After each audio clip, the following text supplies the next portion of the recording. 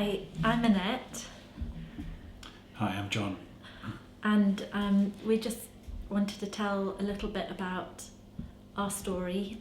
We had a son called Benjamin 5 years ago, and from when I was 20 weeks pregnant, I already knew that he had a fatal cardiac condition. For the last 4 months of the pregnancy, I went through knowing that he would die at the end of it. He was born and he lived for 2 days, and this is a bit of our story of what helped and didn't help through that process and through that time. And my name's Jonathan. My wife and I have had 6 pregnancies, 2 of which have resulted in our 2 little boys, which is fabulous. And in fact, we're on our 7th pregnancy at the moment. The first pregnancy is perhaps the one that stands out most for us. We lost our baby girl at 21 weeks. So she was Karis. She was delivered at 21 weeks. Hi, my name is Deanna. I don't have personal experience of miscarriage at all, but I suppose I've been in a position where a good number of my friends unfortunately have, and I realised over the years I've made lots of mistakes when talking to them, and I've a lot of regrets of things that I should have done or should have said, or things I did say that I shouldn't have. So yeah, that's my background. Looking back, I think there's probably 2 things I did. There's plenty of things I did that I don't think were helpful, but 2 things that might have been helpful as I look back. One was I tried to protect her from other people that said things that weren't helpful.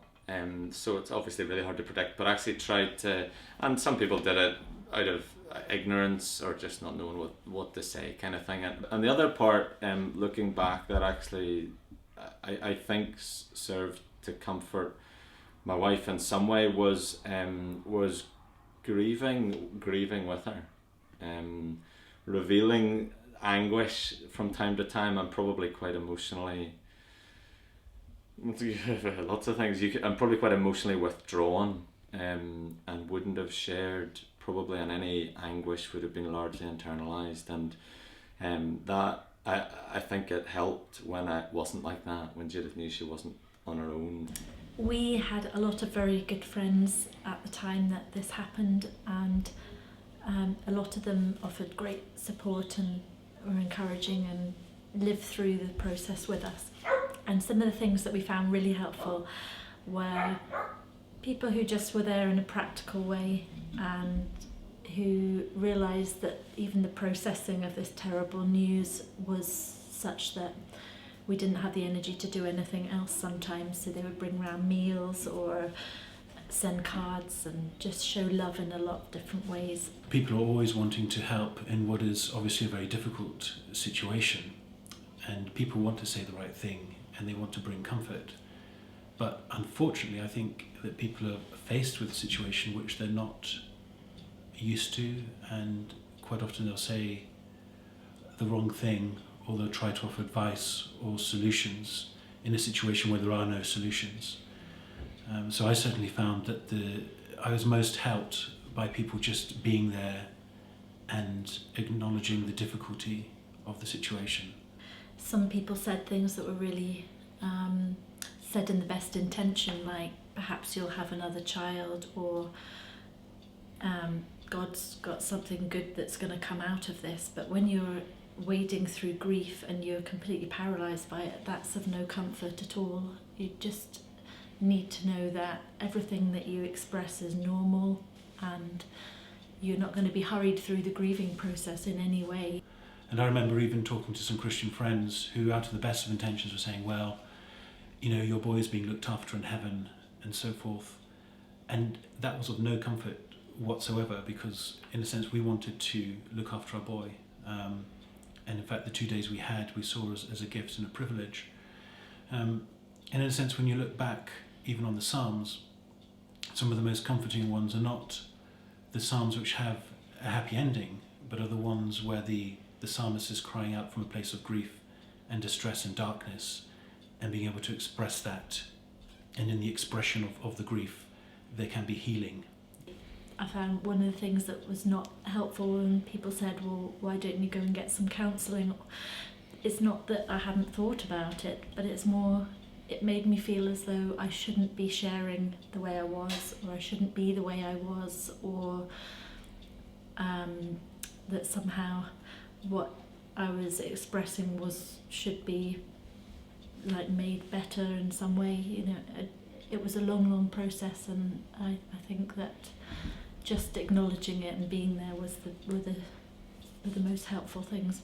In the immediate kind of short term in the immediate aftermath, if you like, of that kind of loss, I don't remember anything that anybody said that was a comfort. There's a couple of things that I think stand out for both of us.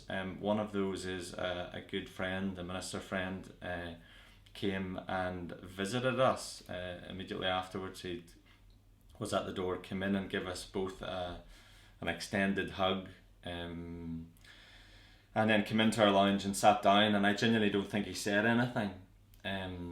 Nothing. Stayed for about half an hour and just sat and kind of grieved with us.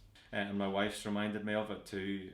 The words in Job, I think it's in chapter 3, when Job's comforters come, and it says something like the comforters came to give sympathy and to comfort Job after his loss, and it says they sat with him for 7 days and 7 nights, and didn't say a word. The Bible says that. Sat with him for 7 days and 7 nights and didn't say a word.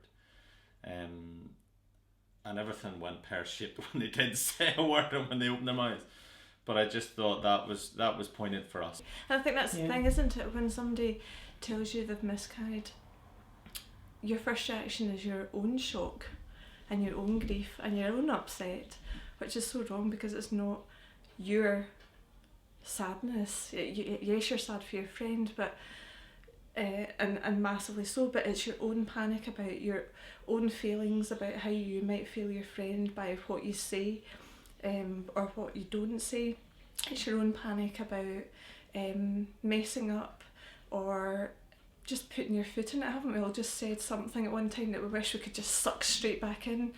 And we don't want to do that in this situation, do we? We just want to be the person that makes everything better. And this is not a situation you're going to make somebody feel better. You just want to come along beside them and say, I'm here. One of the things that helped me as well was that people didn't ignore the situation. I think some people can find it too difficult to know what to say, but even if they say, I'm so sorry, or they make some small acknowledgement of it, it's better than saying nothing. Because for people who, there's a quote from somebody called Nicholas Waterstoff who said, your tears are salve, but your silence is salt. And I think that it was almost when even a small acknowledgement of the situation was better than people pretending that it hadn't happened or just carrying on, especially going back to work and that kind of thing. One thing that stands out as a comfort is Judith. I don't think anybody knew at that point really, or very few people knew, but Judith at one point got upset in the service and was crying, I think, about it, sitting beside me at the back. And one of the older ladies in the congregation noticed and just went out and got a glass of water and brought it in and handed it to Judith. Now, she didn't have a clue what was, she didn't have a clue why Judith was upset. But I think there was immense comfort in that, looking back, just that she noticed that Judith was upset and did something about it in a way, rather than maybe what I would have been inclined to do, or most folk would be inclined to do in that setting, which is somebody's upset, don't turn around, don't look at them, don't pretend not to notice it. But actually that acknowledgement that whatever it was is upsetting, there's a glass of water. It's funny that stands out.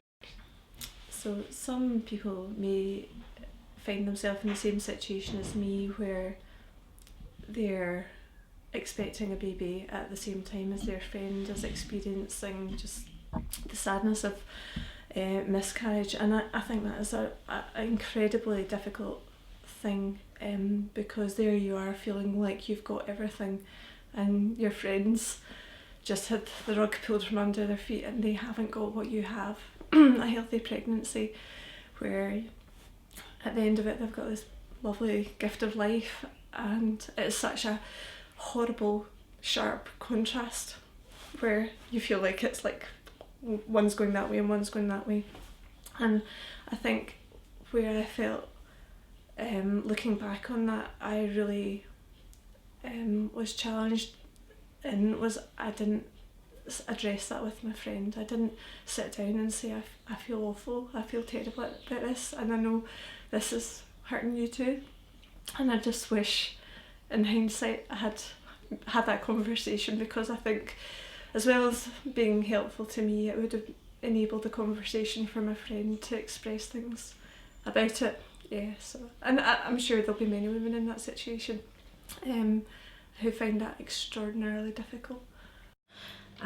The thing I found difficult, probably more with people who knew our situation, were if they talked a lot about the difficulties with their baby, such as, I mean, all of us go through this at some point, but teething, they'd been up in the night, I don't know, the volume of washing they had to do, just the everyday things. And at that, it was almost like it would stab you in the heart, because you would have done anything to be in that situation.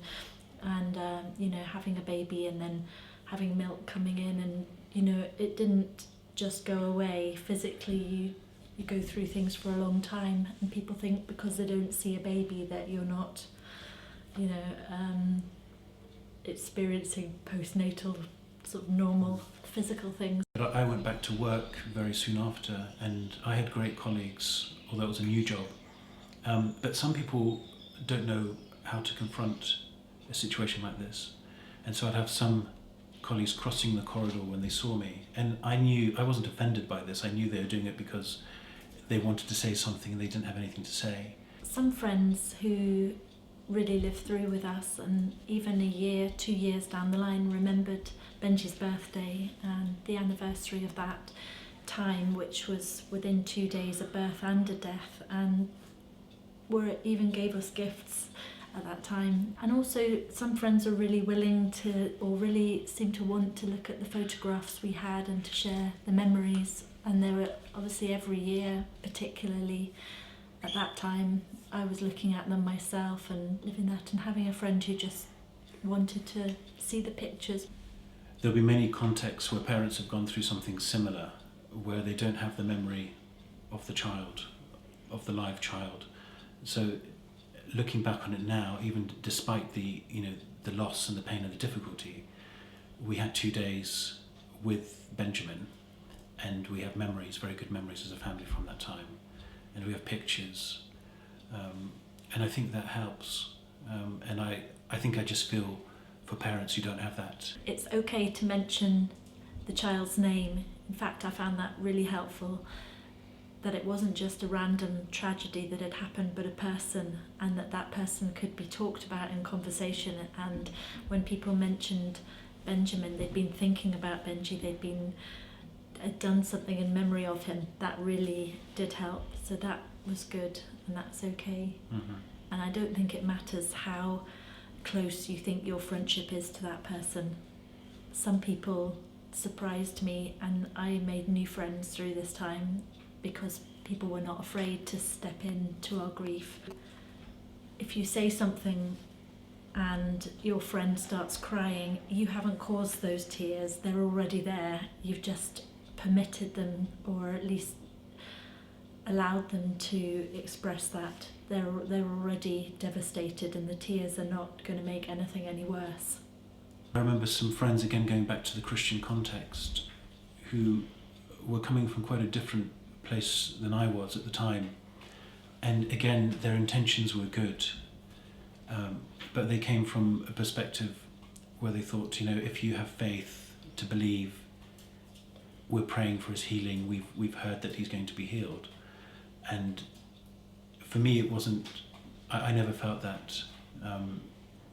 In a sense, for me, prayer isn't just about getting a result which we want in a circumstance. For me, prayer is about being sustained through life, which inevitably at times is about profound suffering. And so whilst I could see that their intentions were good and they were trying to be of support to us, at the time it wasn't helpful,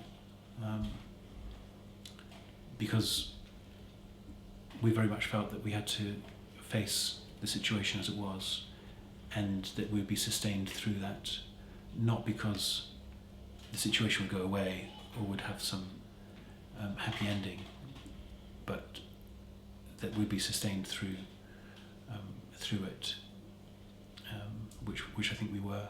Mm-hmm. I think we all worry about that first conversation, but it's so easy to avoid a second conversation. I think we talked about that, whew, that's over. But that person's upset and grief hasn't just stopped, has it? It's an ongoing thing, maybe for months or years. And I think maybe it's trying to find an opportunity when it's right to talk about it again. And I think I had a situation where at the time I hadn't felt I'd handled it that well, but I think it was maybe even a year and a half later I was able to sit down and talk. We sat and talked for ages about it, and it was such a comfort even to myself, which sounds ridiculous because again it wasn't about me, but just to feel like I had sat down and fully talked about it properly in a way that I hadn't been able to when that person had experienced loss the first time round. Or in the early days, that's maybe a better way to say it. So, yeah, it's an ongoing thing, isn't it? The day of the funeral for me was not the worst day at all, because we were surrounded, and in a sense we were sustained by the community around us.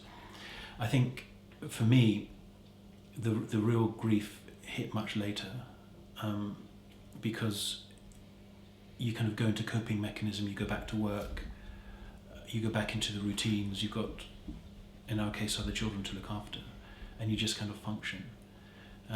But for me, it was many months later, maybe 7 or 8 months later, when I realised that I was very low, and I was living through things which perhaps I pushed to the side, not consciously, just unconsciously as a kind of coping mechanism. So I think 8 months later, I was depressed and low, and I think recognising that and crossing the threshold of looking for help was an important step for me personally, to the point where I took antidepressants for a year, which in a sense helped. It didn't take away the pain of the loss or the difficulty, but what it enabled me to do was to function in the other roles I had as husband, as father to children, as a professional who's running a department. It enabled me to kind of have the energy to carry on. I think for me, grief came in waves, and it didn't happen at specific times, and there was never a time where I could say I'd got over it. You just learn to live with the loss, and some people's expectation that perhaps certain situations will make it better. Like I had a son 18 months later, and some people thought that would be the end of it, or perhaps now you've got 2 children and it was a boy and he's healthy, that would somehow make it okay. But actually that was the lowest time for me, one of the most difficult, because I thought, why is he okay and Benjamin wasn't? And I suffered terribly at the time with depression, and I needed support, even though 18 months later it looked like we had so much reason to celebrate. There was a lot of grief mixed in, reliving what had happened the first 2 days of JJ's life, Joseph Jude, our second son. I was just terrified that he was going to die, and he looked exactly the same as his brother. And just having friends acknowledge that it might not have been just a normal situation at that point when you've lost a child. In my day-to-day kind of work, I come across a lot of people that are grieving and that have suffered loss. I'm a minister, so And one of the things that stands out in other people's loss and in our own loss is the different layers of grief, and how deep grief goes. And the thought that anybody could say something or do something to fix it or to heal it is crazy. And that's why one of the great comforts to my wife and I is the part in 1 Corinthians when Paul says that God is the God of all comfort. And that's why prayer matters so much to us as well, and why people were praying for us, because God knows the layers of grief, and he knows the depth of those layers, and he can heal them, and he can work with them. So, people can't and don't know the depth of your grief, and I don't know the depth of anybody else's grief, but God does, and that's great. And that's the way that I get to comfort other people in their loss, and other people comfort us in our loss, by bringing it before the God of all comfort.